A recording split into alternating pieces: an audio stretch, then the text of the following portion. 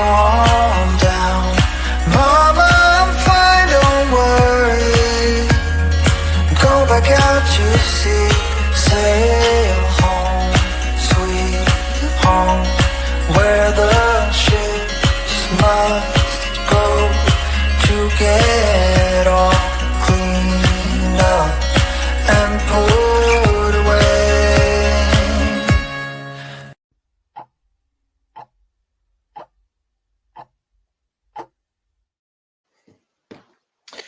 Good afternoon, everybody. Happy Friday. Dang it, I forgot to grab my pen. I like to have something in my hands. I think we have one here I can twiddle with. Bingo. All right. Well, welcome, everybody. Happy Friday. Thanks for those who are joining right now. Let me know if you can hear me okay, if you can see me okay. Sometimes we have some technical difficulties, so just let me know. All right, so like always, welcome to our stream. We do this every single Friday. My name is Caleb. I'm an advocate with Galt Advocacy here. We focus on all things special needs. So if you live in California and you want to learn more about programs like IHSS and Regional Center and maybe what to do with your child and their IEPs at school and trying to get support with all these things, these are all the things we go over every single week. Andrew, thanks for being here. All good. All right. Perfect. Thank you for the reminder. I got to put up our little banners. Cool. So today we're going to be talking a little bit about IHSS. And as you know, I'm so sorry. Hold on. IHSS, one of our favorite topics, and one of my favorite topics, of course. And we're going to talk about summer break and understanding your notice of action and maybe some of the things that are changing or could change, right? And so all good things. And if you have a comment or a question, you are more than welcome to drop a comment or a question, let us know. Dakota is behind the screen, everybody. You don't see him, but he is helping moderate today. So thank you, Dakota, for checking out audio and visual for me. Appreciate it.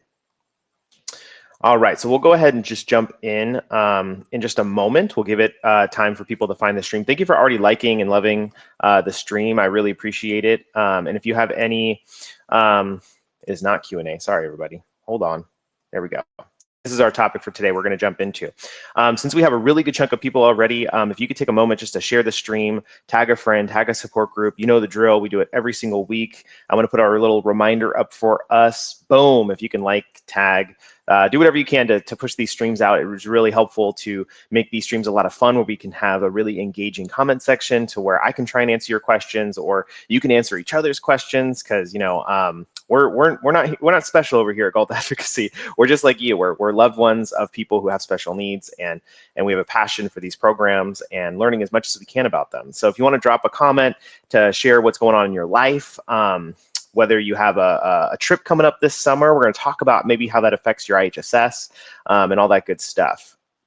We've got a few comments coming through. Let me get to those. I'm going to get that out of the way.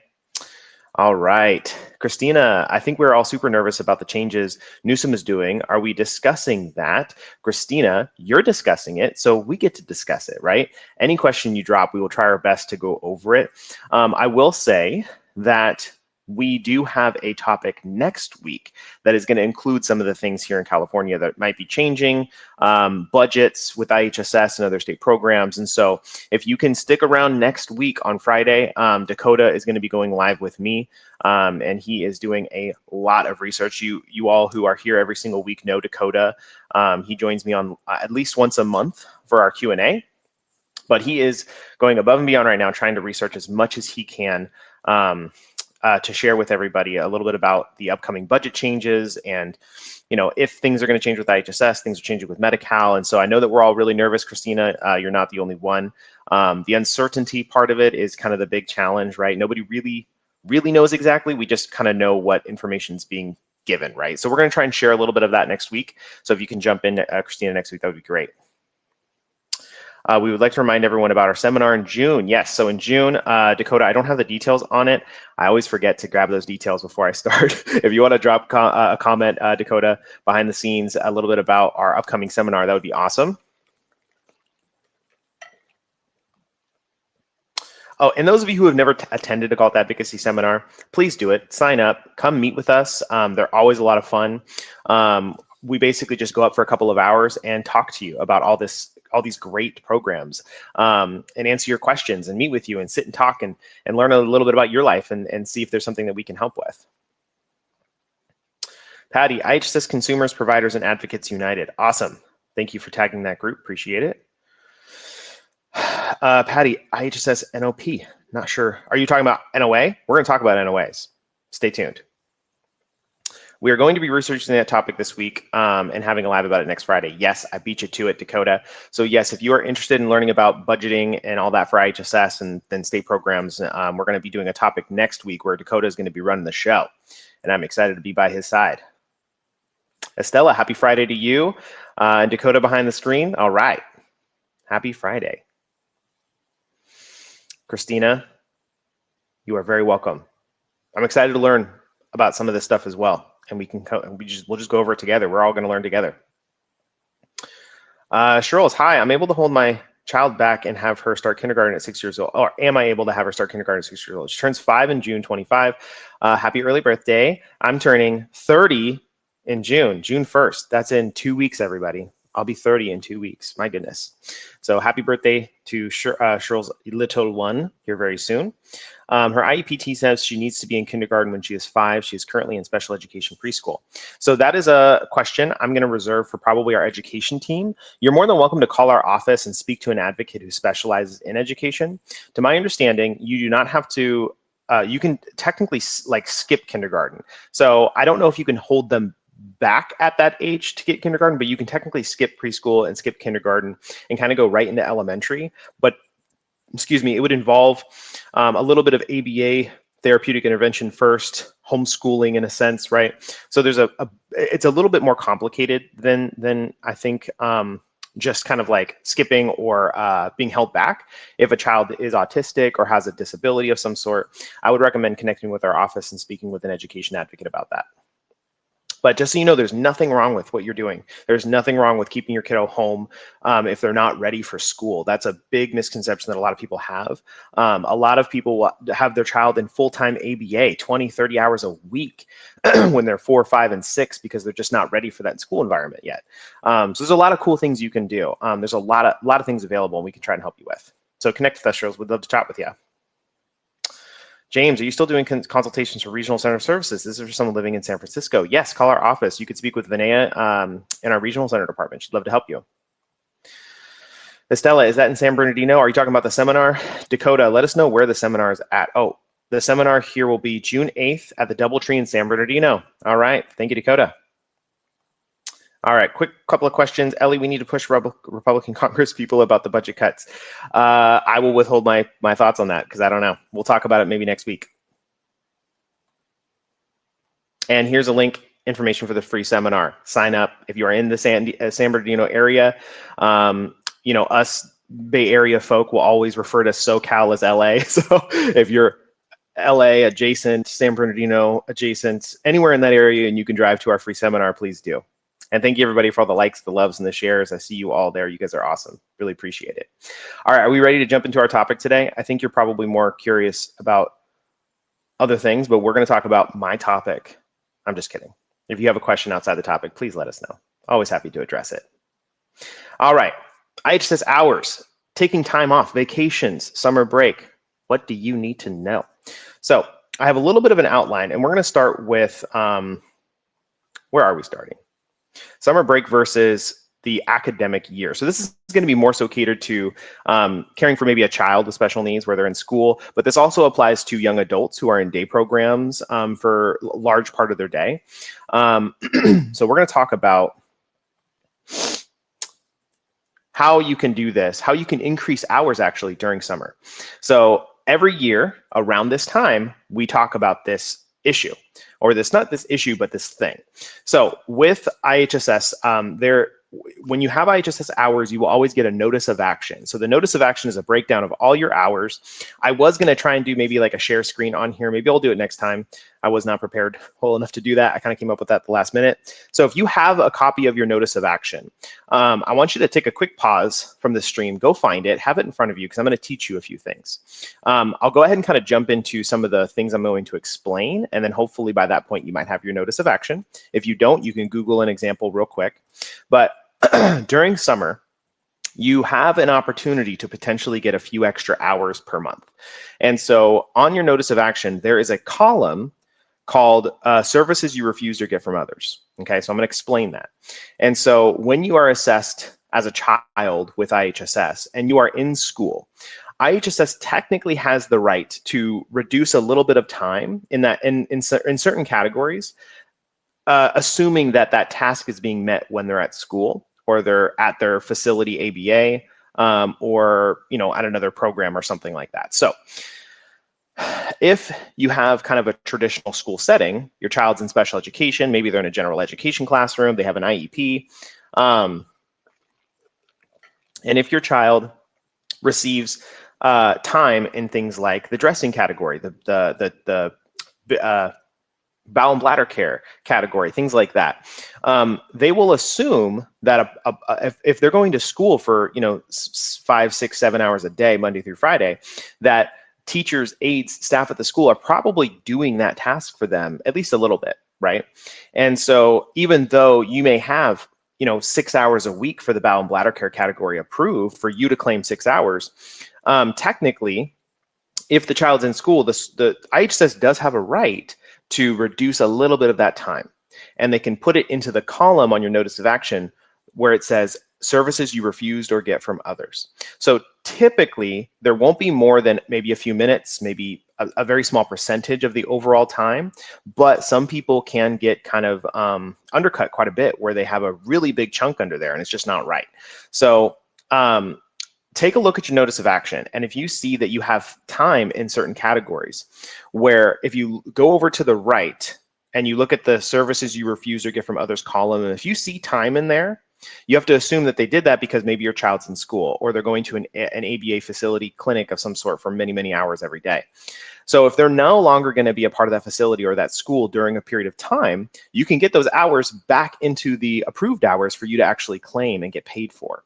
So instead of having 6 hours approved and only getting paid for 5 of them, you can get the full 6 hours approved. And so how you would do that, if you look at your notice of action and you see that there's time there missing or time that's been reduced in that column, you can call your social worker, you can call the county, and you can let them know and say, hey, little Johnny, his last day at school is June 5th. And he's going to be home for summer, all summer long. There will be no other people providing any services for these categories that have been reduced. I would like for this period of time to have access to those hours. And your social worker, depending on your relationship with them, or an IHSS clerk of some sort, they should be able to incorporate those hours back so that you can get paid on them. Now, again, granted, it's not normally like this huge chunk of change. It's not this huge chunk of hours, but it is something. And so something to consider. I would recommend looking into that. Christy, I'll be at the seminar, looking forward to it. Nice. I don't think I was put on the team for San Bernardino. I'm not sure, I'll have to double check. But either way, our team will be excited to see you, Christy.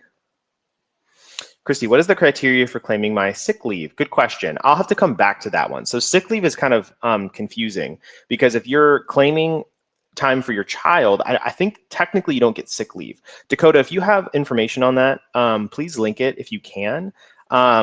I'm trying to remember because there is like paid sick leave you can get from IHSS, but I think the rules are actually a little different when you're caring for a minor or like your child. So that's something we'll have to look into and get back to you on, Chrissy. That's a great question.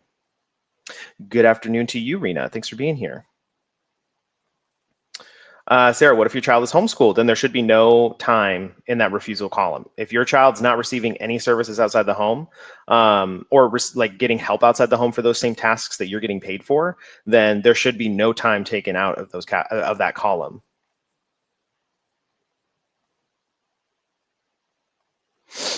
Adriana, is it true that there is not going to be more RC waivers? Not familiar with a change there. Dakota, if you have some information on that, let us know. I haven't heard anything about them removing like the institutional deeming waiver from regional center.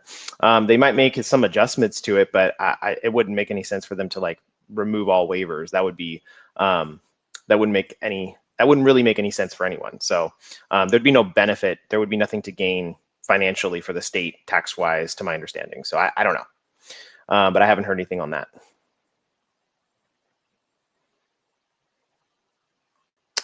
I have a question regarding back pay. Rena, does PS pay for back pay. So you can get back pay in most situations if the effective date applies to aligns with you getting back pay. So yes, if you have IHSS hours and then later on you get protective supervision, you could potentially get back pay, but it kind of depends. It depends if you appeal. It depends if you asked for it.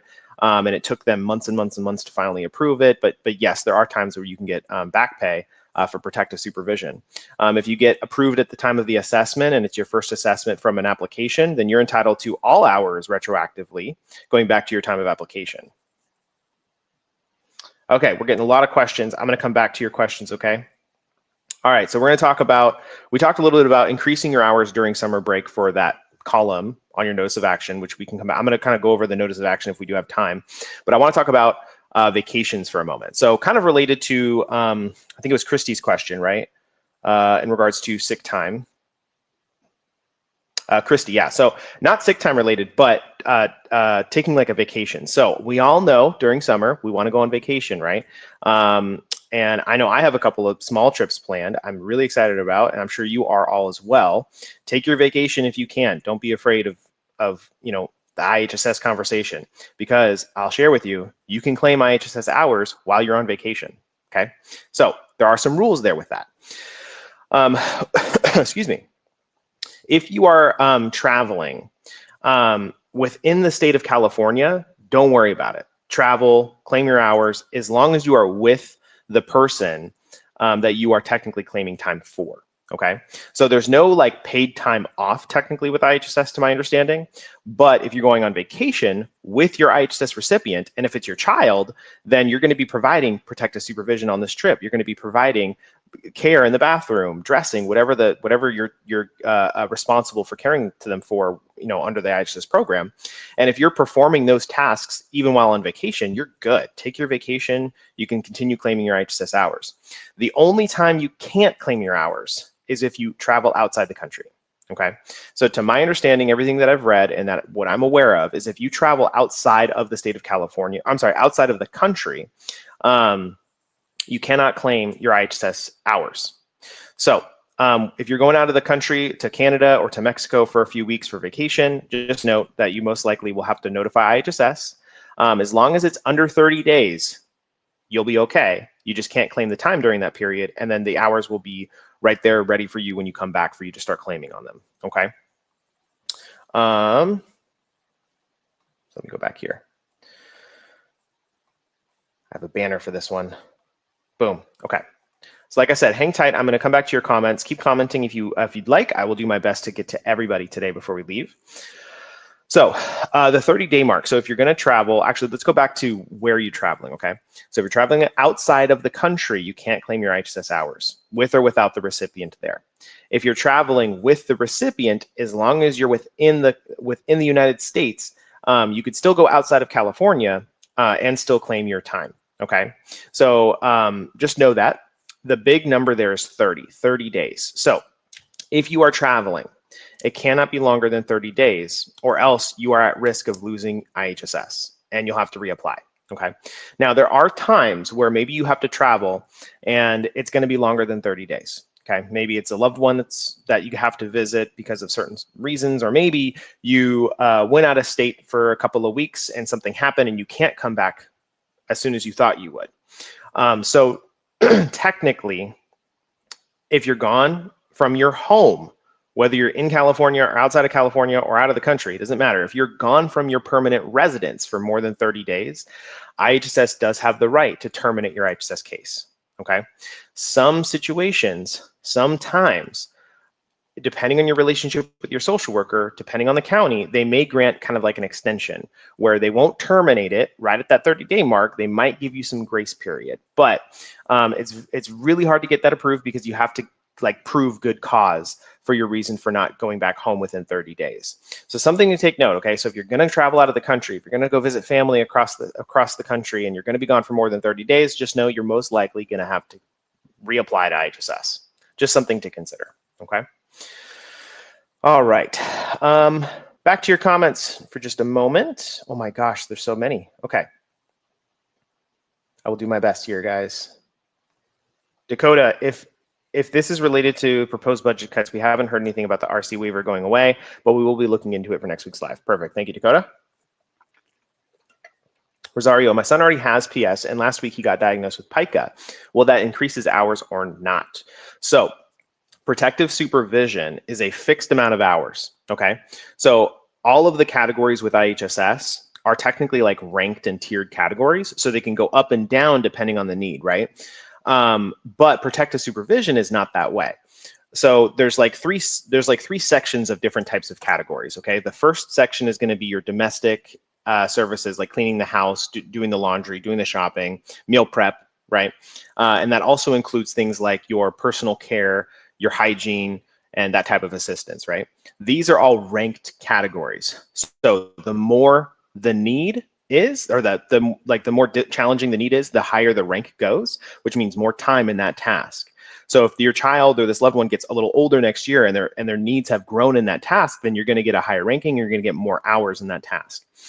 The next section is going to be the paramedical stuff. So anything that's medical in nature, that is usually going to be actually calculated based on the time used for that thing. So if it's physical therapy or if it's injections, therapeutic interventions of some sort, they will calculate, okay, so it takes me approximately 10 minutes a day to do this. Then, excuse me, that's how much they're going to calculate for that task. The last section is protective supervision. So protective supervision is fixed. It's either all or none, and it is 195 hours a month. So Rosario, if you already have protective supervision, then out of all the hours per month that you have, 195 of those hours, if you have 225, then you know that 195 of those hours is protective supervision. It's not you can't get a little bit of it or a lot of it. You can't get protective supervision increased. It's either you have all 195 or 0 protective supervision hours. Hope that answers your question. Let me know.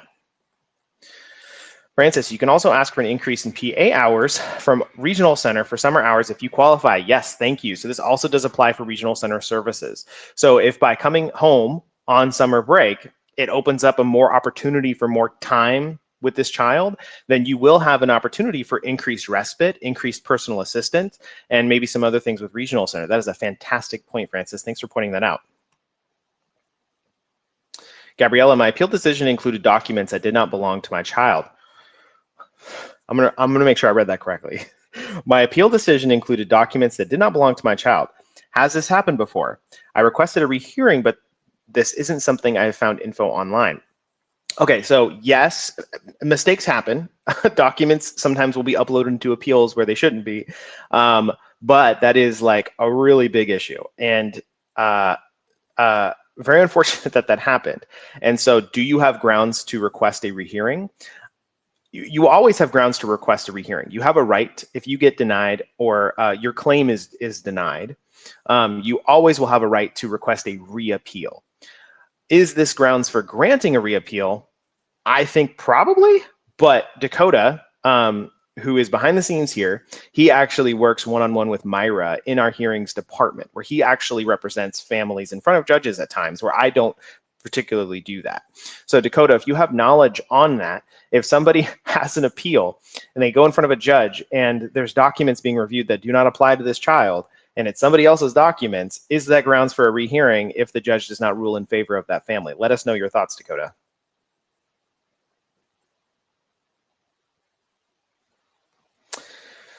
Marissa, are you going to talk next month about the Medi-Cal and IHSS budgets? We're going to talk about that next week, next Friday. Stay tuned.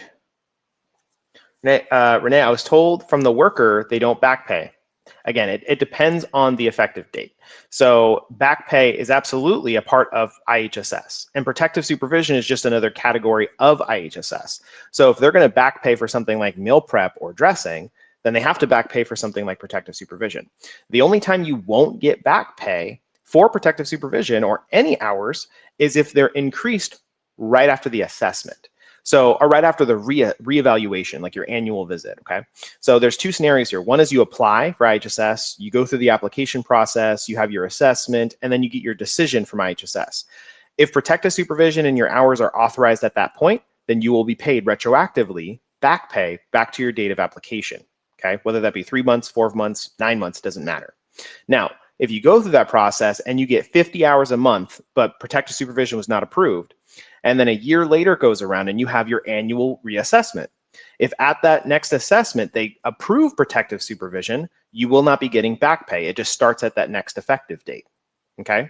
The only other option to get back pay is if you file an appeal. So if you go through the appeal process after that assessment, and it takes 6 months to get through the appeal, if you are successful in front of the judge and protective supervision is authorized, then yes, you will be paid back to the date of the notice of action, the effective date. A little confusing. Sorry, Renee. Dakota, we'll be doing a live next Friday, possibly more videos in the future. Perfect. That's in regards to the budget cuts, everybody, okay? So all of your questions in regards, excuse me, to the California budgets for IHSS, Medi-Cal, and all that stuff, we're gonna be going over that next week, and we will also be hopefully putting out some information on that as months come on, or as months continue to go, where we learn more. Christina, I know you mentioned next week live will be more remote because how do you explain more of the overtime, 50 hours, if how that works? I think all our brains are on the same place right now. So overtime, yes, it can be a little confusing. I would say that just to simplify it, okay? So IHSS is a job, okay? And if you have more than 40 hours per week throughout the whole month approved, meaning you have 260 something hours, 240 hours a month, then that means on average you're working more than 40 hours a week. So you're gonna get overtime included in that. So overtime starts once you start working more than 173.2 hours per month, okay? Now, a lot of people will have 100 hours a month and they'll say, great, well then can I work like 70 hours one week and just get some overtime pay and then not work the rest of the month? That's not really how it works. So you do have to go kind of on an average on a weekly basis. It kind of depends, but overtime starts at basically 173 hours a month. So if you have protective supervision or more than 173 hours a month, you're going to have overtime included. And so let me know if you have questions on that further, Christina. And if you want to talk privately, I can look at your notice of action and we could discuss how overtime might work in your situation. I'm happy to do that. Let us know. Teresa, even if you have the person, you still can't claim the hours. So again, you can claim the hours only if you have them present. So if my parents who are caring for my sister with special needs, so I have 3 siblings with Down syndrome and autism. One of my sisters, her name is Molly. She has Down syndrome and she's glued to my mom. She goes to the office with my mom here called Advocacy. She travels with my mom pretty much everywhere, right? And so, yes, when my mom travels on vacation, she usually has to bring my sister Molly, who has 280 hours a month with IHSS, protective supervision.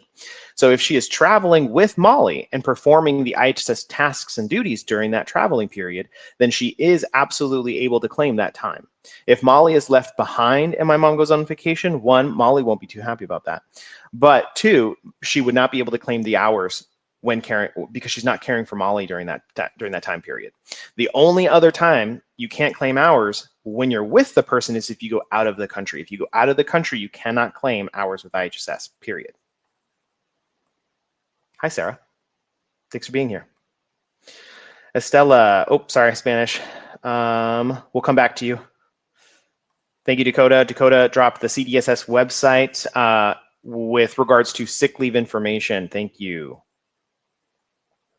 Okay, lots of questions. I will try and come back to you. Let me go back to my outline real quick, see if we've missed anything.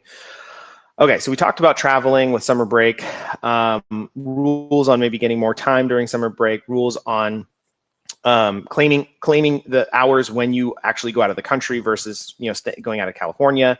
Again, to reiterate that 30-day mark, you have 30 days, okay? So you cannot travel for more than 30 days outside of your home or else your IHSS will be terminated, okay? There are times you can connect with your social worker and ask for a little bit more time if you need it, but most of the time they will have you start over and reapply, okay? I was gonna go over the notice of action here. We're still pretty good on time. I'm going to see if I can just continue answering your questions. And then if we have some time to review the NOA, I will go over that, okay? Christy, what if you take a cruise that departs from California and you never get off the ship? Is that considered international travel? I have heard contradicting answers. My goodness, that is, we're getting creative now. I don't have an answer for that. I think technically if the boat is like a traveling agency under Americans, for American soil, I think you're okay, but I don't know. I actually don't know the answer to that question. I'll have to, we'll have to do some research. Dakota, you're welcome to chime in if you have thoughts. If the limit is 50 hours of overtime, like we think it is, it should affect a very small number of your providers, since very few providers work more than 90 hours of IHSS. Okay, I was confused by that question. I apologize. I forget who asked that. Christina. Okay, so the limit of hours of 50 hours of overtime. So this is where I'm confused, Dakota, because again, technically you can claim way more than 50 hours of overtime in a month with IHSS. So if the limit is 50 hours of overtime, like we think it is, it should affect a very small number of providers, since very few providers work more than 90 hours of IHSS. So I'm not too sure exactly what we're talking about here, guys. Dakota, if you can elaborate, that'd be awesome. Diane, what is a personal assistant with regional center? So if you have regional center, then you know that they provide services like respite, free diapers if you need it, and they can help pay for things like ABA and certain other things like that. So a personal assistant is one of the many things that regional center can provide. So it's a service that offers quite literally a personal assistant for that regional center client. And so this oftentimes is used like out-of-home respite in a way. So my sisters who have Down syndrome, they have respite and a personal assistant, and they get IHSS. So IHSS is what pays the caregiver at the home, right? My parents.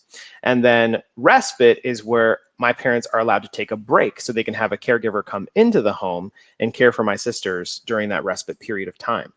But my sisters also need to go out into the community. They have to learn skills. They have to be taught certain socialize, right? So you can utilize a personal assistant for that. So a personal assistant can take them out into the community, can help them at home with chores and tasks and help teach life skills and things like that. So it's more of like a companionship life coach partner in a way, but you can get creative with it, and anybody can be the personal assistant. It could be a family member, a friend, a neighbor, it doesn't really matter.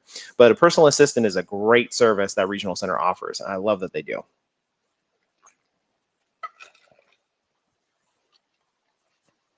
Christina, okay, so even if we are at max hours, it shouldn't affect.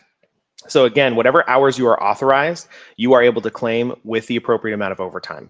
I think I'm going to keep it really simple that way, because I still don't quite understand the 50-hour overtime question that we're talking about. So Dakota, if you can help us, great. Vanessa, can the cleaning, cooking, and errands hours for a child that has them be used by an IHSS worker while he is in school, or does it have to be when he is home? That is a good question. So I know that technically you can claim hours when somebody is like sleeping, technically. So, excuse me. If you are not caring for that person in the moment, I think technically the rules are straightforward, where you have to claim it when you're with that person. I don't think you can claim it when they're gone, but I could be wrong. Let me know if anybody in the comment section, you guys are asking questions that are like so niche, which I love. I love it. I haven't had this particular question before, which is shocking because I feel like it's actually a really good it should be a common question.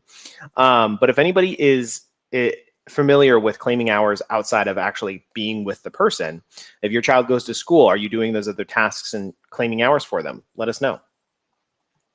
I think it's okay, but I don't know. That is what we think, but we will double check that information for next week. I think, Dakota, you're referring to the overtime? Carrie, thank you. I appreciate you being here. Hopefully I'm making sense. You guys are asking questions I actually don't have the answers to this week, which I love. However, it makes me question how much research I actually am doing. Should I be up in my research, everybody? Keep them coming. Thank you for sharing. Thank you for tagging people, by the way, and bringing in new folk every single week. It's awesome. We've got a really good chunk of people here today, which is, I'd say, higher than our average. So let's keep it going. We've still got a few more minutes. So thank you, everybody, for being here. Continue to share the video. Continue to tag people who you think might want to join and asking some great questions. Lynn, when appealing, is your words put down have to match what they are denying PS service? Excuse me. So your words, meaning like your testimony, you have to, if you're going to be presenting evidence, then your words do have to match the evidence, right? So if the social worker in IHSS who is denying protective supervision, if they're saying something that's not truthful and your words are different from what they're saying, that is, you can do that. That's the point, right? So to answer your question, you said when appealing, is your words put down have much what they are denying PS service. So I don't quite understand your question, Lynn. If you don't mind clarifying, that'd be great. But your words do have to match your evidence that you're providing. So if you're providing evidence like an IEP, and your child is an eloper, they headbang, they put things in their mouth that they shouldn't, but the IEP says they don't do any of those things, then that's contradicting evidence, right? So then your testimony is holding very little weight now. The judge is going to want to rely on that IEP instead. Adriana, who can I get help with timesheets? I'm having a hard time filling it out. So thankfully, there's a lot of YouTube tutorials. You can go on YouTube and you can watch that. You can also attend like an orientation with IHSS. They have workshops and stuff online. If you just Google your local, oops, sorry, cut out there. If you Google your local county's IHSS website, there should be like webinars and in-person trainings and things like that that you can attend, but you can also just go to YouTube, watch some YouTube tutorials. If you want to call our office and speak with somebody who can try and help you and walk you through it, we can try our best to do that as well. And if anybody in the comments today has questions, or I'm sorry, advice for Miss Adriana, you're welcome to comment on her comment. Excuse me, Dakota, whether that is grounds for a rehearing. Oh, this is in regards to the appeal that I forget who made that comment, where you said that there was a different person's like evidence uploaded into the appeal, and is this grounds for a rehearing? So Dakota says whether that is grounds for a rehearing will likely depend on if it affected the outcome of the decision. If there was simply a document present that didn't belong, that by itself will not trigger a reassessment, or I think you meant a rehearing. However, if the judge referenced the irrelevant document to justify not granting in your favor, then that should be a reason to get a rehearing. Now, I will comment on this, Dakota, and say I 100% agree with you. And this, when you say that that if the document affected the outcome, so when you hear that, everybody, that doesn't necessarily mean that the document, like they were like, oh, this child who's totally different from this child, they don't elope, therefore they don't need PS. Like, yes, if the judge was like, based on that information, we have to deny, of course, that would be grounds for a rehearing, right? But there have been times where similar cases where evidence was similar and is uploaded to kind of help promote the denial in a way, the judge still could be impacted by that other decision or that other information and apply it to that child. Even though they're not technically saying that that's the case, it still can. We have social workers all the time who will talk about how, oh, well, you know, we recently went to, like, you're having an assessment and you're talking about your child's needs and why they need protective supervision.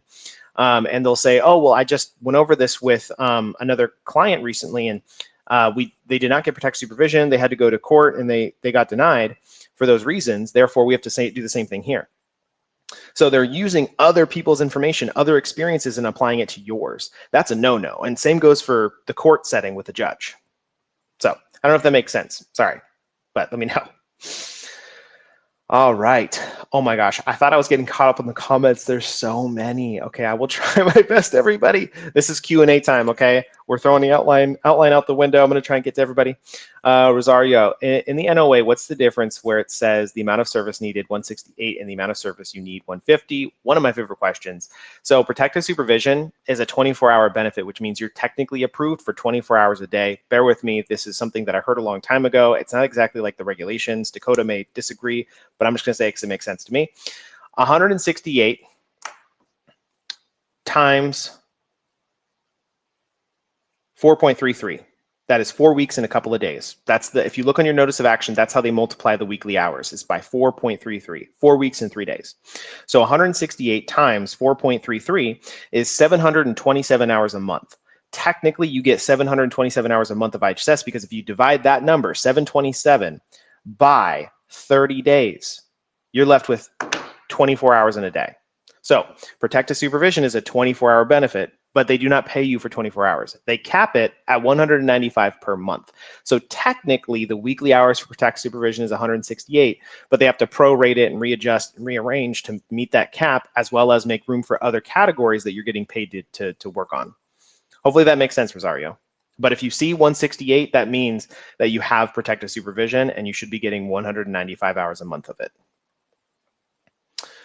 Erica, question. I was just told that IHSS doesn't have funding or has not been authorized since December of 2024, and hours are going to be reduced to 50 hours per week. Please, if this is true, please talk about this next time. So we're going to be talking about budgets next week, so stay tuned, okay?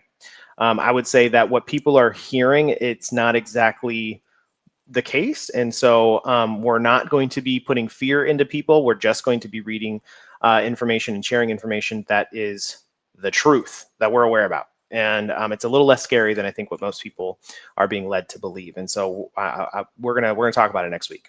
So stay tuned. All right, Christina, yeah, give us a call. Kathina, just tuning in, I'm understanding this correctly with overtime hours for PS. Will there be a cap on overtime hours now? Okay, so we're going to be going, I guess the 50 hours is in regards to a change that's coming. I think that was the piece that I was missing. So we're going to be going over some of the new changes next week. We don't know exactly if there's like a real cap that's going to happen. So we're going to talk about that a little bit more in detail next Friday. Hi, Erica. It was someone I just told you this. Okay, thank you, Dakota. Let's figure out where people are getting, where anybody's getting this information, because we want to get it from the source to make sure that it's factual, right? Andrew, what up, Andrew? Glad you're here. When you guys handle the first assessment, what percentage of cases get protective supervision the first time? Can you usually tell after the assessment if they are approved? Do the majority of cases if people only have children's behavior in the parental concerns in the IEP? So there is no real percentage, Andrew. Usually I will just say it's a coin toss. So the factors are not always necessarily the IEP. It's not always necessarily the age of the child. It's not always necessarily the child's behaviors. A lot of times it comes down to the county that you're in, the social worker you have, the policies that they have at that county and that office. So there's a lot of factors that come into play. And that's why we will usually say that it's going to be kind of a 50-50 if you get it at the assessment or not. So I'd say about half of the families we work with end up in front of a judge and they have to appeal for protective supervision.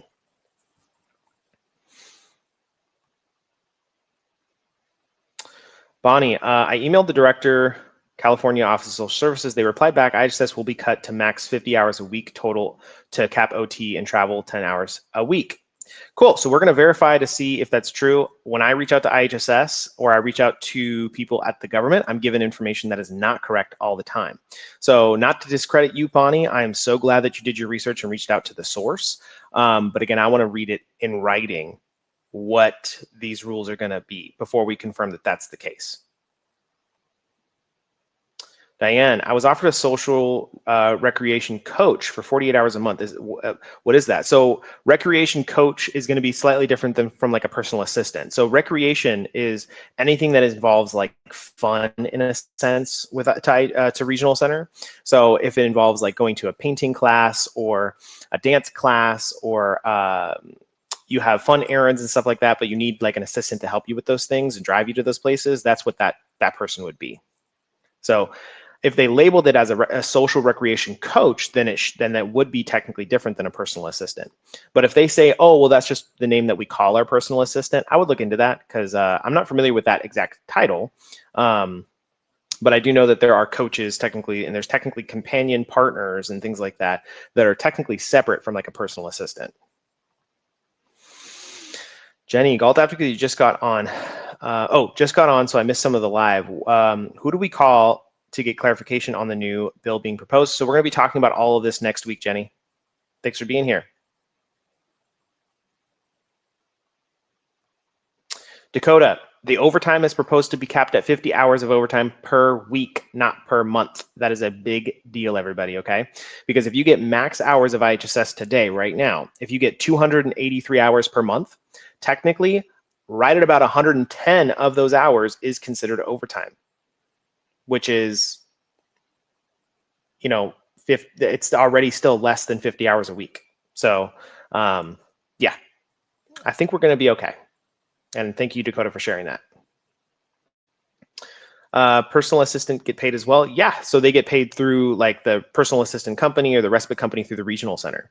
So it's not something you cover, it's something that regional center will help cover for you if you're getting that service through the regional center. Myra, how old are you supposed to be to get a personal assistant from regional center? I have two sons with autism. One is 8 and the other one is 16. So there's two types of personal assistant. There's a personal assistant for a minor and a personal assistant for an adult. So you can technically get it at any age, to my understanding. Monica, my daughter needs 24-hour care. Will her hours be affected if I accept the PA hours and respite hours that Regional Center offers? They want to provide me with 75 hours of PA and 40 hours of respite. Will this affect her IHSS hours, which are 280? So you can get IHSS, you can get respite, you can get a personal assistant, you can get SSI income. All of these things are not supposed to clash against each other. They're supposed to be worked in with one another, okay? So as long as you're able to work the hours, excuse me, one after another and they're not being worked at the same time, then yes, you're good. So 75 hours of personal assistant is a really big chunk. Not too many people get approved for that many, but that is fantastic. So yes, if you can, you have 24 hours in a day. So if you have 280 hours a month, then that leaves you, that's about, I want to say 8 or 9 hours a day, right? So if you claim IHSS 8 to 9 hours a day, roughly, and then there's 15, 16 hours left over for respite and personal assistant, then you can fit that in there. So you can claim the IHSS hours even when your recipient is in bed sleeping or resting. So it doesn't have to be as soon as they wake up, you can start claiming hours. You can get creative with it. Giovanna, I asked for a personal assistant for my daughter once. Inland Regional Center, they didn't provide that unless my social worker doesn't know about it. It was in San Bernardino. Maybe I should ask again. They 100% know about it. Your social worker may not have known about it, but Regional Center themselves know about it. Every regional center in the state of California has the same rules, the same policies, the same everything. The only difference is they will sometimes allocate those things a little differently. So every regional center has the ability to provide a personal assistant.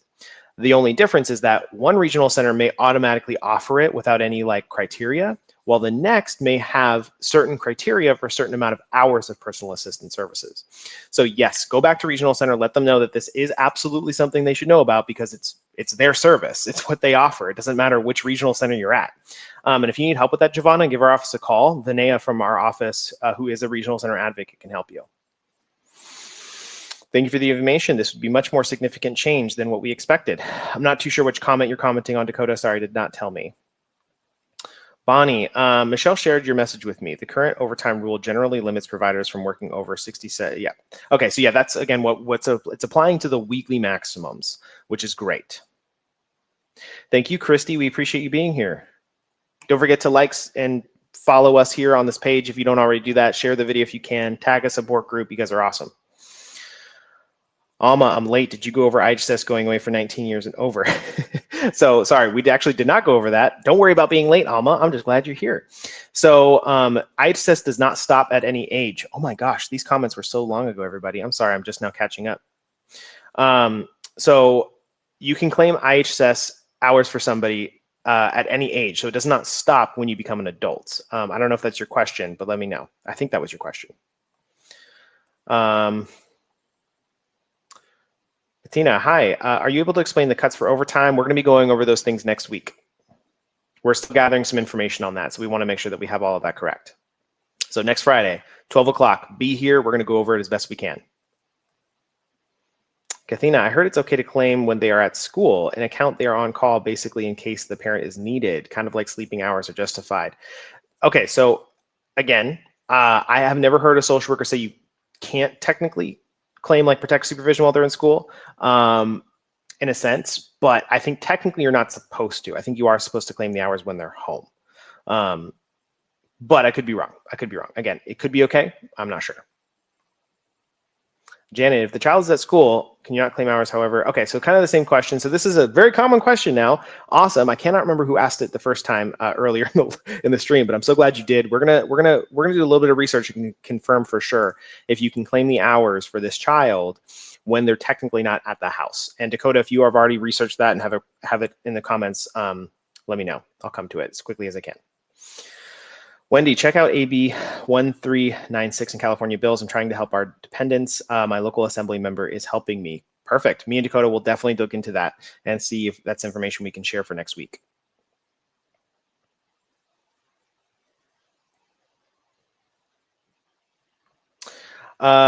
Does IHSS offer health insurance for providers? So yes, I believe technically they can help you get approved for Medi-Cal and things like that. So yes, if you're a full-time employee provider with IHSS, to my understanding, you can get medical benefits, to my understanding.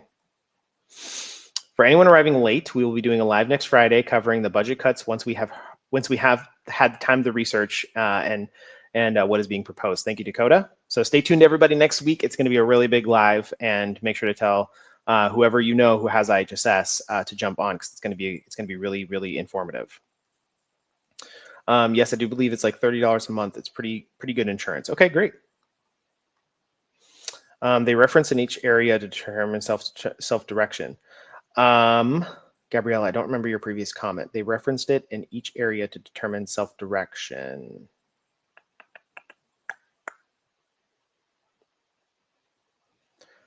Sorry, Gabriella, there were so many comments. Yours has been kind of lost in the fluff here. I'm trying to find it. I don't know what you're referring to, Gabriella. I'm sorry. They referenced it in each area to determine self-direction. I'm not sure. If you want to drop another comment, Gabriella, to elaborate what you're referring to, that'd be helpful. Sorry. I'll try and jump ahead to see if you drop a new comment. I was not prepared for how many questions you guys had. This is fantastic. Don't stop.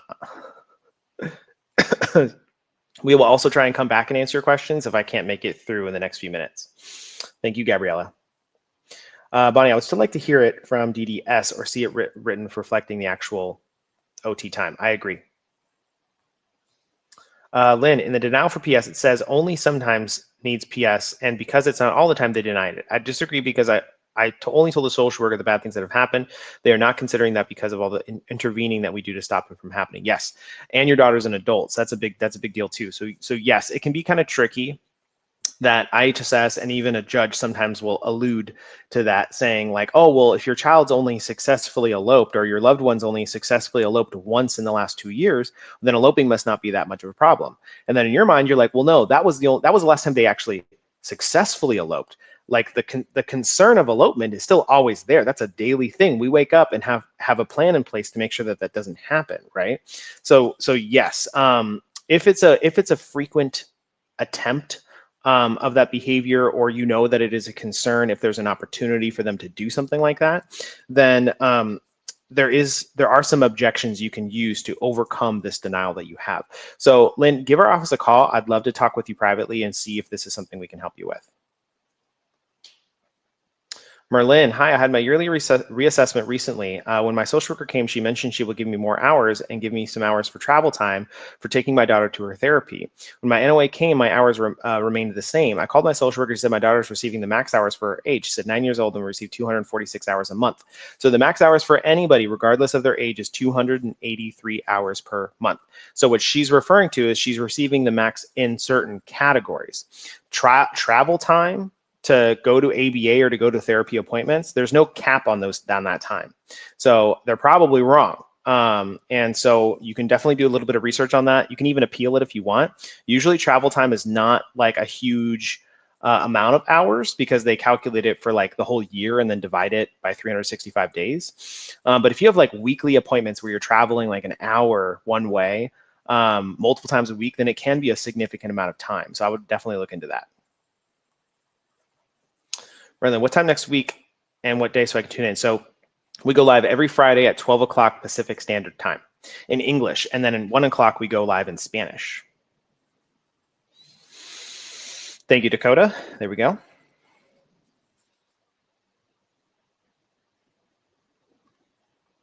Kathina, is interesting for recreational coach. Never heard of this before. What age would this start for? So I think technically for the term recreation coach, again, I'm not familiar with that specific term. That might be something Vinaya has heard before. She's our advocate for regional center. But usually things like that will start when they become an adult, or by the age of 22. There are certain services that Regional Center has that's reserved for people that are 22 years of age and older, because they're no longer in school anymore. So this, I believe, is one of those things that applies to an adult who's not in school anymore, but I could be wrong. Rochelle, on weekly webinar, they said it will be 50 hours max. Yeah, so we're going to talk about that next week, okay?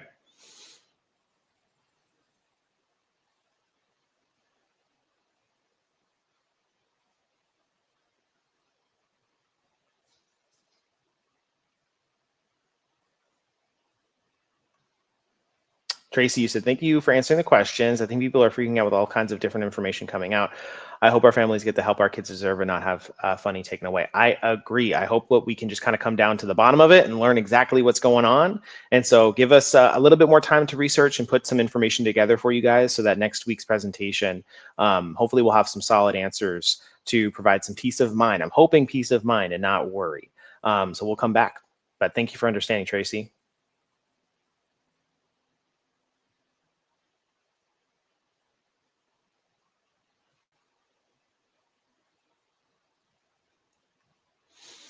So Par's mom touch, this was I'm sorry, I think a reply to a comment.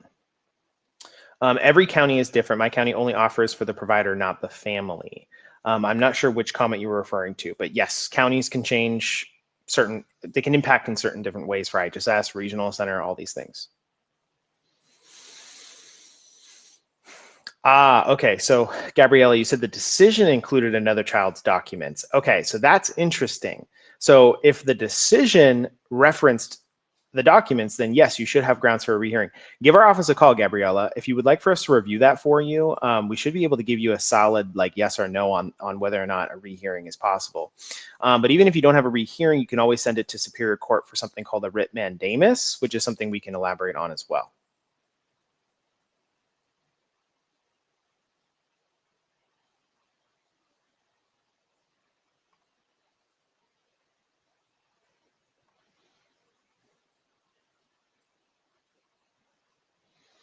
All right, so I think that's it for the comments. I'm trying to see if I missed anybody because there were so many of you, but I think we'll leave it at that. We're right at 1 o'clock, so we broke an hour, everybody. So thank you so much for tuning in today. We had a really good chunk of people. I'm so thankful that you guys all tuned in and watched me talk and ramble for an hour, like you usually always do. So thank you for coming back. If this is your first time watching, I hope you were able to learn something and enjoyed a little bit of spending time with me and every family here that's in the comment section.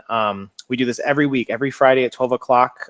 Myself or Dakota will go live. Dakota is behind the screen today. He's helping answer some of you in the comments that I'm unable to get to.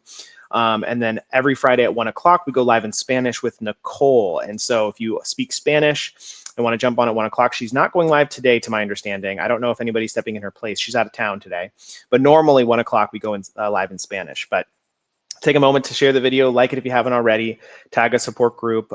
Stay tuned for next week. Next week, we're hopefully going to have some information that's going to confirm the budget cuts, the overtime pay, right? Because again, at the end of the day, we really don't know for sure yet, right? So we're not trying to say something that's incorrect. We want to make sure that everybody's informed according to what is going to be fact rather than rumor, right?